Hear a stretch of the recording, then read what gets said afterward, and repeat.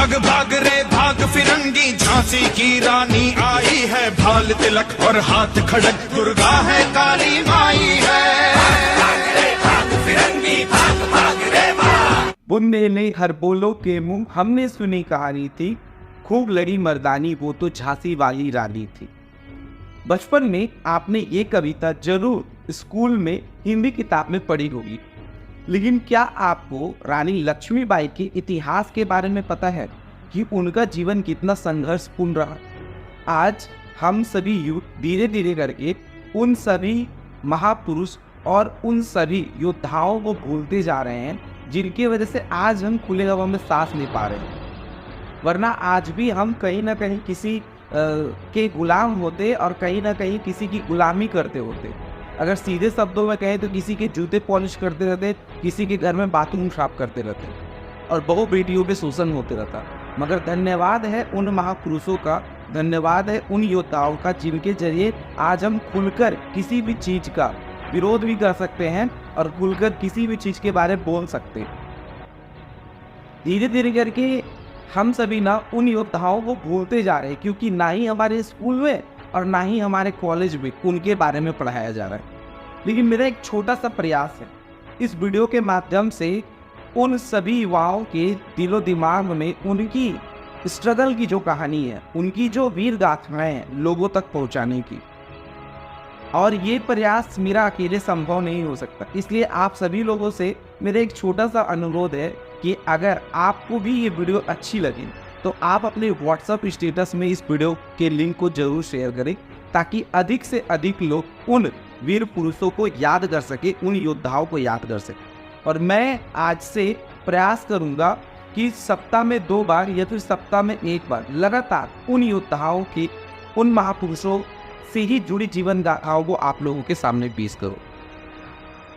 बात है सन 1828 काशी बनारस में, जो ब्राह्मण परिवार में एक लड़की का जन्म होता है, जिनके पिता का नाम मोरोपंत तांबे और माता का नाम भागीरथी होता है। बचपन में ही इनकी माँ गुजर जाती है, मतलब माता की मृत्यु हो जाती है। लगभग 4 वर्ष की होती है वो लड़की। उस लड़की को लोग प्यार से मणिकर्णिका और मनु कह के बुलाते हैं। अक्सर हम लोगों के अभी इस एज में लोगों को क्या खेलना पसंद है, आजकल की लड़कियों को टेडी बियर बहुत पसंद है। टेडी बियर देखकर बहुत ऐसे क्यूट सा एक्सप्रेशन वो लोग देती है। बचपन में हम लोग गुड्डे गुड़ियों के खेल, खिलौने, और कई आजकल भी लड़कियां तो अब मोबाइल आ गया है लेकिन फिर भी खिलौने खेलना पसंद करती हैं। मगर बचपन में मणिकर्णिका का जो प्रिय खेल था क्या था पता है आपको? तलवारबाजी, घुड़सवारी और चक्रव्यूह की रचना करना। और उनको ये सारी चीज़ें कौन सिखाते थे? उनके गुरु तात्या टोपे। अगर बात गुरु की हो रही है तो हमारे लास्ट वीडियो को आप लोगों ने देखा कि नहीं, जिन पे हमने खान सर पे बनाया एक वीडियो, जो इस अभी के टाइम पे इतने कम पैसे में बच्चों को एजुकेट कर रहे और उनकी जो मेंटालिटी है। अगर आप लोगों ने उस वीडियो को नहीं देखा तो उस वीडियो को जाकर देखो, क्योंकि स्टार्टिंग की जो 1 मिनट है ना, वो आपके जीवन को बहुत ज़्यादा बदलने और आपकी सोच को बदलने में ना मददगार होगी। आगे चलते हैं तो जब मणिकर्णिका इस तरीके से अपने सारी चीज, बचपन उनका ना आम बच्चों की तरह जीवन नहीं था। बोलते हैं ना कि जो सोना जितना ज़्यादा तपता है वो उतना ज़्यादा चमकता है। आज हम लोग घर में हैं, मम्मी पापा का हाथ है, आराम से ऐश मौज से रह रहे हैं, लेकिन बचपन में ही माँ की मृत्यु होने के बावजूद भी जो उनके पिता है उनको कभी भी माँ की कमी नहीं खलने दी और गुरु से वो ऐसे ही शिक्षा लेते गए। देखते देखते समय बीता और मणिकर्णिका 14 वर्ष की हो गई। 14 वर्ष की हो गई तो उनका जो विवाह है बाल गंगाधर राव से कर दिया गया। मात्र 14 वर्ष की आयु में उनका विवाह कर दिया गया। 14 वर्ष की आयु में विवाह होने के बाद जब वह झांसी आई तो उनके गुण और रूप को देखकर बाल गंगाधर राव ने कहा कि झांसी की जितने भी यहाँ पे जनता है, मतलब झांसी के वासियों, आज से इनका जो नाम है वो लक्ष्मी, मतलब ये लक्ष्मी के समान है, इनका नाम लक्ष्मीबाई है। तो उनका नाम रानी लक्ष्मीबाई पड़ा, वरना पहले उनका नाम मनु या मणिकर्णिका था। क्या आपको ये बात पता थी कि उनका नाम रानी लक्ष्मीबाई का नाम रानी लक्ष्मीबाई कब पड़ा, कमेंट सेक्शन में जरूर बताना।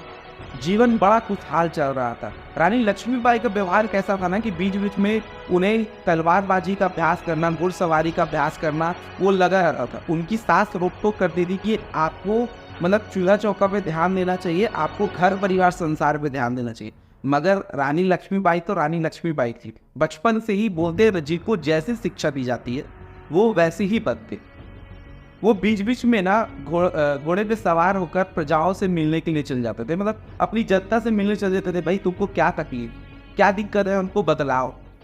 बीच बीच में वो जाती थी तो प्रजा का देखभाल करती थी। तो सास उनको बोलती थी कि ये काम राजा का है, आप मत करो। बोलता है कि उनका क्या स्टेटमेंट था, जरा ध्यान से सुनना, कि राजा एक पद नहीं बल्कि राजा और राज परिवार एक जिम्मेदारी है। राजा से जुड़े सभी लोगों का ना ये जिम्मेदारी बनता है कि वो प्रजा के हर सुख दुख का ख्याल रखे। तो इस तरीके से महान सोच और बहुत वीर तो वो शुरू से ही। बचपन में भी वो एक साथ ना तलवारबाजी में 4-4, 5-5 लोगों को अकेले, एक तरफ रानी लक्ष्मीबाई होती थी और एक तरफ 4-5 लोग होते थे और वो उनको हरा देती थी। कविता में क्या कहा गया है, मर्दानी मतलब मर्दों की तरह, मर्दों से भी बलशानी होती थी। बोलते हैं ना कि सब कुछ अच्छा चलता रहता है तभी कुछ ना कुछ बुरा हो ही जाता है। उनके घर में ना खुशियों की किलकारी चढ़ती है और रानी लक्ष्मीबाई अपने पुत्र को जन्म देती है। उनके पुत्र का नाम होता है दामोदर राव। उनके पुत्र का नाम दामोदर राव होता है और समस्त झांसी जो है वो खुशियों से नहा उठती है और चारों ओर दीप जलाए जाते हैं, लोग खुशियां मनाते हैं।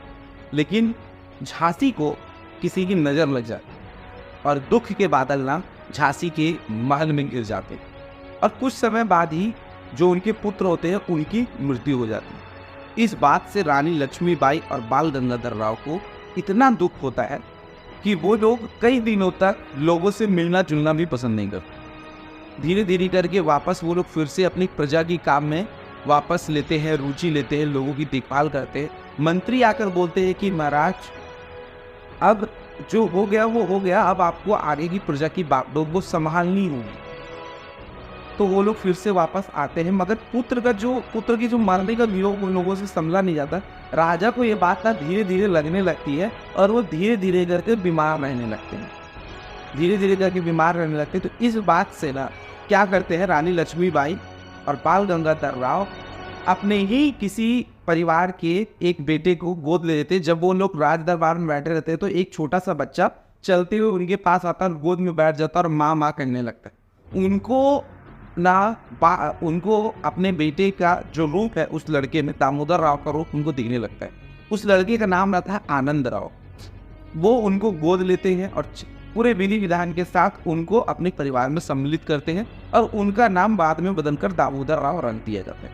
आप लोगों ने जरूर सुना होगा कि रानी लक्ष्मीबाई पीठ पर एक बच्चे को बांधकर युद्ध करती है, लेकिन क्या आपको पता है कि वो बच्चा उस युद्ध के बाद, रानी लक्ष्मीबाई की तो मृत्यु हो जाती है, लेकिन उस युद्ध के बाद उस छोटे से बच्चे को क्या होता है, उसकी अंग्रेज हुकूमत उस बच्चे को क्या सजा देती है, क्या दुर्गति होती है।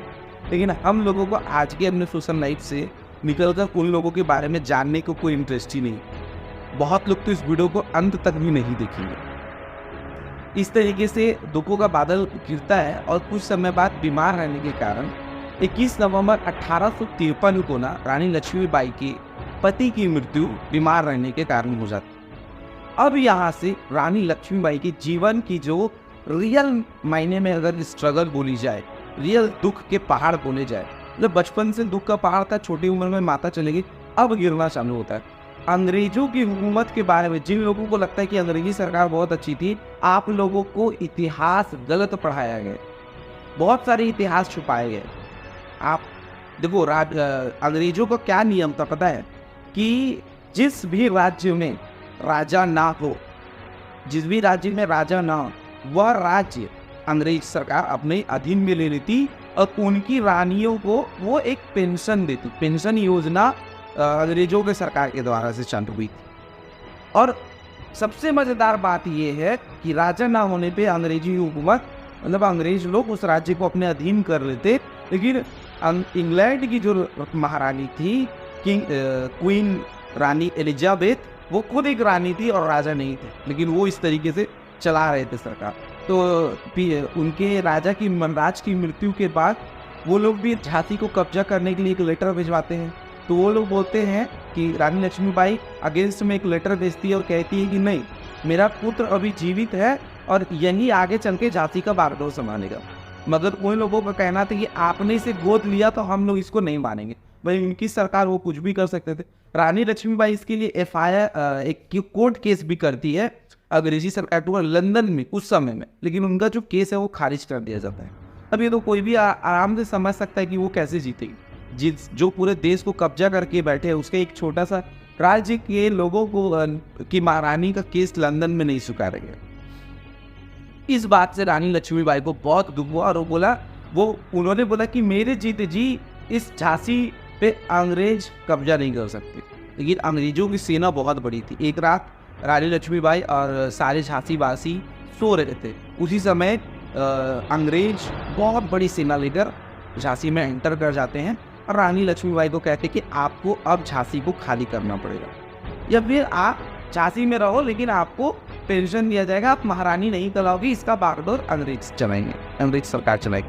लेकिन वो इस बात से थोड़ा सा होती कि उस समय सूझबूझ से काम लेती है और उस जगह से निकल जाती है। बाद में वो तात्या टोपे और बाकी सब लोगों के साथ मिलकर एक सेना तैयार करती है और रानी लक्ष्मीबाई अंतिम युद्ध ग्वालियर के पास कोटा सराय एक जगह है, वहाँ पर अपनी अंतिम युद्ध लड़ती है और उस बच्चे को 3 या 4 साल की आयु होगी, उस बच्चे को पीठ में बांधकर क्या युद्ध लड़ती।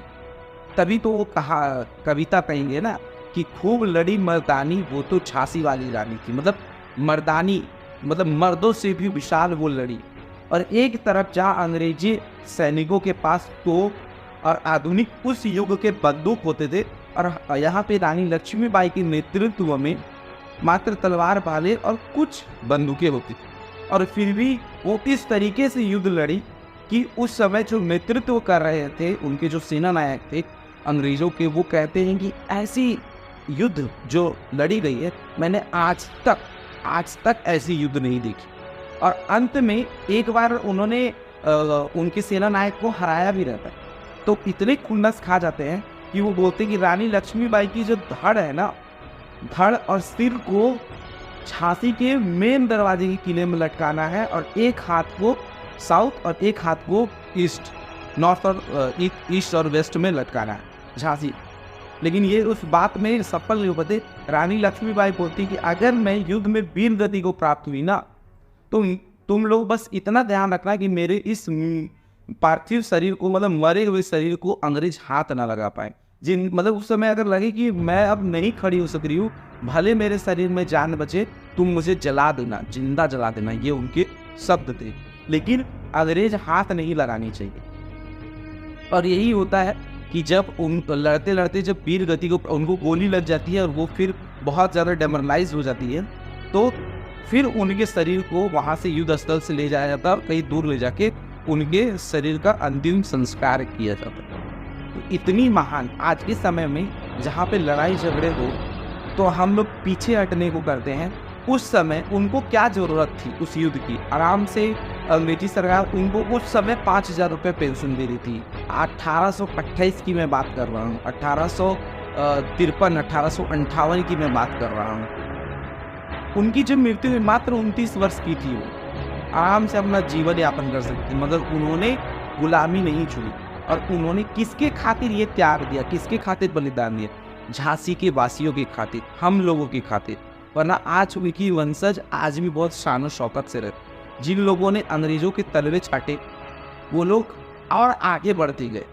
अंग्रेज सरकार उनको आगे बढ़ा के रही। रानी लक्ष्मीबाई कभी नहीं हारती, लेकिन बोलते हैं ना कि खुद में एक गद्दार होता है जो आपको डेमोरलाइज कर देता है, अंदर से खोखला कर देता है। उन लोगों के बीच में एक धोखेबाज था मान सिंह। उन्होंने रानी लक्ष्मीबाई की सारी योजनाओं को अंग्रेजों के हाथ बेचा, क्योंकि इस लालच में कि मुझे झांसी की राजा बना दिया जाएगा। जो लोग मतलब खुद धोखा दे रहे, वो कैसे उम्मीद कर सकते हैं कि सामने वाला मेरे साथ लॉयल्टी निभाएगा। तो ये एक छोटी सी कहानी रानी लक्ष्मीबाई के बारे में मेरी ओर से आप सभी लोगों के लिए। और क्या आप ये जानने में इंटरेस्ट है कि उस छोटे बच्चे का क्या हुआ जिनको रानी लक्ष्मीबाई ने अपने पीठ पर बांध कर युद्ध लड़ी थी? बाद में रानी लक्ष्मीबाई की मृत्यु के बाद बाल गंगाधर उस दामोदर राव का क्या हुआ? अंग्रेजी हुकूमत ने उनको क्या सजा दी? अगर ये वीडियो आपको अच्छी लगी हो ना तो वीडियो को जरूर शेयर कीजिएगा और चैनल को सब्सक्राइब करके अपने व्हाट्सएप स्टेटस पे जरूर, क्योंकि व्हाट्सएप स्टेटस पे शेयर करना फ्री है दोस्त, ताकि अधिक से अधिक लोगों तक रानी लक्ष्मीबाई की कहानी पहुंच सके। और आपका जो लाइक है वो हमारा मोटिवेशन बढ़ाता है ताकि हम और ऐसी ही योद्धाओं की कहानी आप लोगों तक ला सके। धन्यवाद।